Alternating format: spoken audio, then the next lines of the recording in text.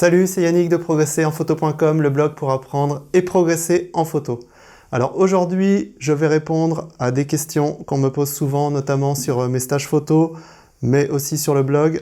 J'ai différents chiffres ici à l'avant de mon objectif, je ne sais pas à quoi ça correspond. Et autre problème aussi qu'on me pose, c'est je me suis mis en priorité ouverture, parce que j'ai vu que c'était bien pour gérer la profondeur de champ, etc. Donc ça déjà c'est une bonne chose.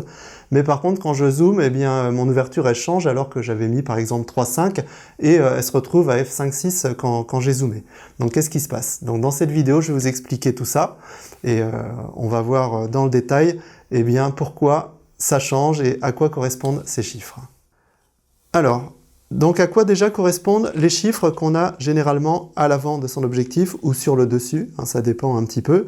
Vous avez la focale, c'est-à-dire, pour faire simple, la longueur de l'objectif. Exemple ici 18-55, donc on va du 18 mm au 55 mm.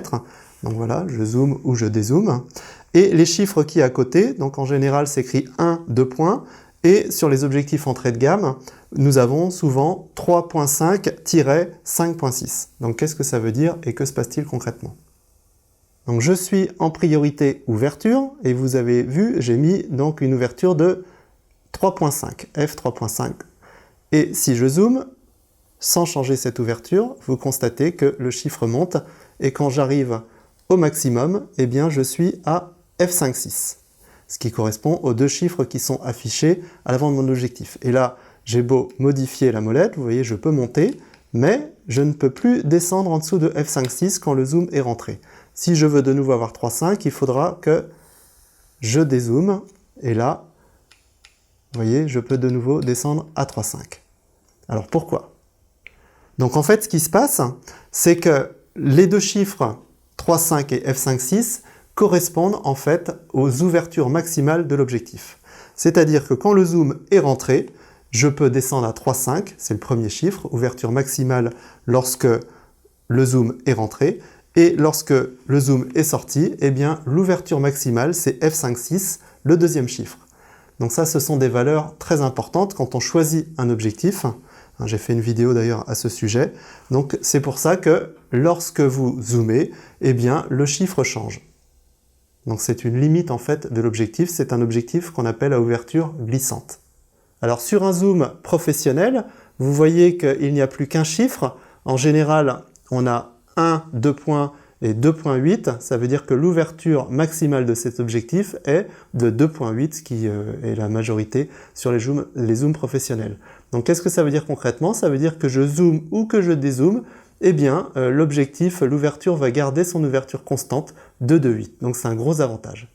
Alors par contre, gros désavantage, c'est que l'objectif va être beaucoup plus gros, beaucoup plus lourd et beaucoup plus cher. Donc voilà, j'espère vous avoir éclairé sur ce sujet. Donc vous avez vu, ouverture maximale de l'objectif quand le zoom est rentré, quand le zoom est sorti. Alors là, j'ai montré un exemple sur un réflexe, mais sur un bridge ou sur un compact avec un zoom, ça va être exactement pareil. Plus vous allez zoomer, plus ce chiffre va changer. Évidemment, si vous utilisez une focale fixe, par exemple un 35 mm f1.8, là vous allez avoir une ouverture maximale de 1.8, et comme il n'y a pas de zoom, de toute façon, ce sera de 1.8 jusqu'à, en général, f22. Donc plus ce chiffre est petit, plus l'objectif est lumineux, plus il permet de rentrer de lumière, et plus c'est facile de jouer avec la profondeur de champ. Alors il n'y a pas que ce paramètre qui intervient pour la profondeur de champ.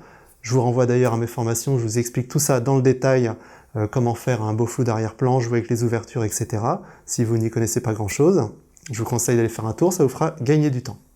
Donc j'espère vous avoir éclairé sur cette ouverture glissante, sur les chiffres qu'il y avait à l'avant ou sur le dessus de l'appareil photo. Donc vous savez maintenant ce qui se passe, donc c'est pas grave, c'est juste une limitation de l'objectif. Et donc si vous voulez avoir un objectif plus performant, eh bien il faudra bien faire attention à ces chiffres-là, parce que c'est vraiment très très important. Voilà, j'espère vous avoir aidé. Si ça vous a plu, un petit pouce bleu. Et si vous pensez que ça peut aider certaines personnes autour de vous qui font de la photo, eh bien pensez à partager la vidéo. Quant à moi, je vous dis à bientôt pour une prochaine vidéo et des conseils. Faites de bonnes photos, amusez-vous bien. Salut!